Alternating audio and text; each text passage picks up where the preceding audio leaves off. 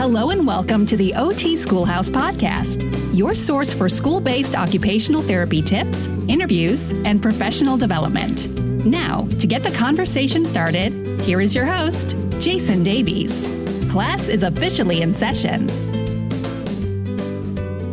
Hey everyone, and welcome to the OT Schoolhouse Podcast. Today we're doing things a little bit differently. This is going to kick off the very first journal article review for, ever on this podcast.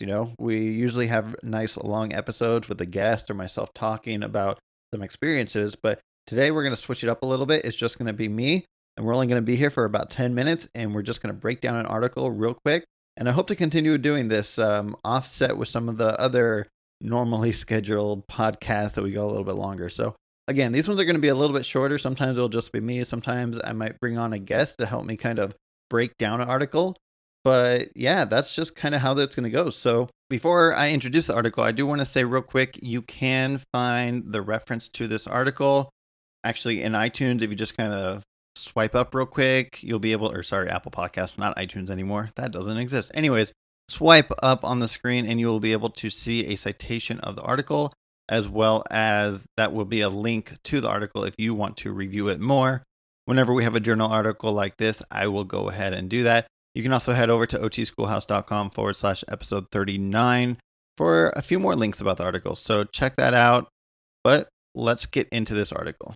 So for our very first article, I thought it would be fitting actually to start it off with an article by Bissell and Sharon Cermak titled Frameworks, Models, and Trends in School-based Occupational Therapy in the United States from 2015. However, although they are from Southern California, this article was actually published in the Israeli Journal of Occupational Therapy back in June of 2015. So it is getting a little bit older in age, but still very relevant as I read through it. It's a fairly long article. However, it is not a research article. It's more like a paper that describes school-based OT. And it's important, like what I said about it being in the Israeli Journal of Occupational Therapy, because to me, it reads almost as a reflection of what school-based occupational therapy looks like here in America. And so, it does have in the United States in the title. So it seems like that's what they were going for. They're trying to share what our process here in America looks like to potentially other nations. However, obviously, I'm an American occupational therapist here in Southern California, school-based OT.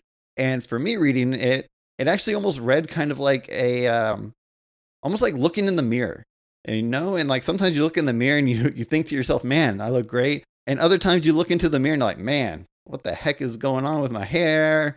I need to brush my teeth, man. You just like see things, right? And that's kind of how I read this article in a way, I saw a lot that just stood out to me as, it makes me feel good. Yep, I do that. RTI, check, got that, all good. But then other areas I kind of read it and I was like, you know what? I may be able to get a little bit better in that area. So I'm going to kind of go through just a little bit and share with you some of the key points in this article, all right? So let's get started. So the article actually starts off a little bit with current trends in special education, not just occupational therapy, but special education as a whole. And in that sense, it talks a little bit about how inclusion is becoming more and more popular. It talks about the development of RTI a little bit, but then it goes into a little bit about occupational therapy and how occupational therapists in schools are expanding their expertise, and promoting data-driven services, that we're working a little bit more with general education, not solely special education. It also talks a little bit here, it goes more in depth about it later, but just a little bit how assistive technology, as well as servicing older students, is becoming more of a trend here. So again, it goes into that a little bit later, but what they're trying to focus on here is just that over the last 20 years, we've seen an expansion of roles in the areas that occupational therapists can play within the school district. It also does say that, the primary goal of occupational therapy in schools is to support the child's ability to access their education. And again, we have to always stress this. We are not there necessarily for a student to get therapy per se. We are there to help the child access their education. If they need therapy to do that, then that's where we can step in. But they may not necessarily need therapy. And we have to keep that in mind when we're providing our services. The article then continues to talk a little bit about IDEA. I'm not going to go too far into that right now because IDEA, most people that listen to this podcast are pretty familiar with it. Maybe another day we'll really dive into the specifics of IDEA, the things that some of us may not know. But this article just gives a little overbrief of what it is for people who may not be familiar with the United States way of going through school-based OT and other services. The next step that this article takes on is RTI, and it really talks about how we need to be data-driven, and then based upon that data, we can provide treatment or consultation, and then we need to continue to take data to see whether or not that treatment actually had an effect on someone. So in the article, they do give there's actually a chart that gives out several different types of tier 1, tier 2, and tier 3 interventions. Again, not going to go through these. I highly recommend that you do look up the article if you'd like to see more about that. Along with RTI, naturally comes screening. And they do address screening in here a little bit. They do say that currently teachers are the ones that are doing some sort of universal academic screening. However, moving forward, occupational therapists could potentially have a larger role in that universal screening, especially in regards to like kindergartners or preschoolers, perhaps, trying to get that data, that initial data that can then drive into treatments and or consultations and collaborations with those teachers. And so screenings are in here just slightly. They're addressed as part of the RTI process. The article then goes on to talk about evaluations and how our evaluations should actually be collaborative in nature and should address all areas of concern. And that could be including academics, communication, gross motor, fine motor skills, social, emotional, and behavioral skills, as well as vocational and daily living skills to determine what needs the child actually has. One thing that I really appreciated about this article is that they looked to the World Health Organization, the WHO, to actually formulate this type of model that they put together that is called the Educational Framework for Child Success. But they did that in a way that they share that, we need to take so many different factors into our evaluation or into this child. There are environmental factors as well as personal factors. And then you also have to take into consideration the core body skills, the different activities that the child may need to do, and the ability to participate in the society, as a social being. And all that kind of goes into the child's educational need.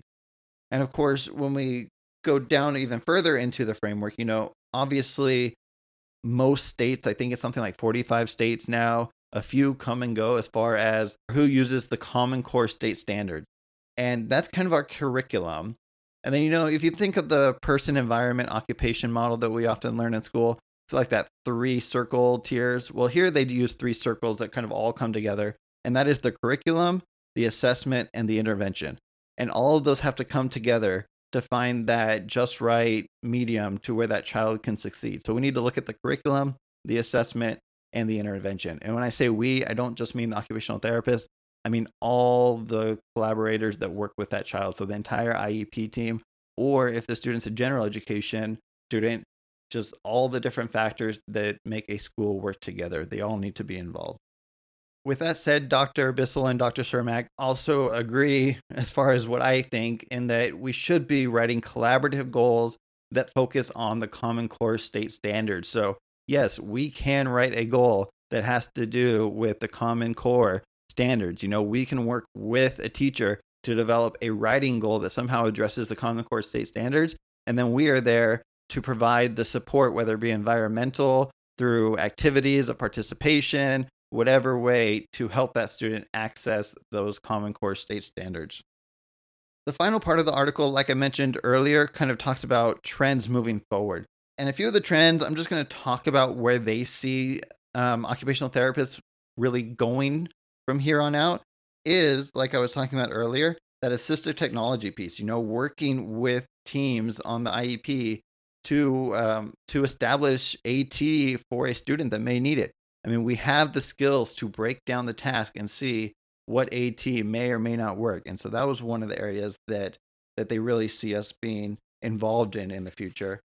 Another area of focus for the future to come happens to be transition and post-secondary outcomes. So that is with our students that are older, that either are in high school, or even in that 18 to 22-year-old transitional program. And too many kids, and this has been identified not just by occupational therapists, but educators as a whole, too many kids are leaving high school, especially with a disability, and unable to succeed in any form after they leave, the structured environment of the high school. And so there is a increased awareness right now for transitional care and transitional post-secondary outcomes. And so Dr. Bissell and Dr. Cermak, again, just feel like occupational therapy can fill in that role, teaching those high school and transitional students ADLs, teaching them work skills, teaching them how to live independently. So that was another area that was discussed in the article. And the last topic of discussion in this article was just that continued role expansion for occupational therapists from special education into all of education. And that kind of goes back to what I was talking about earlier with the RTI, having occupational therapists be there from day one when those kids come into school, being part of the screening process.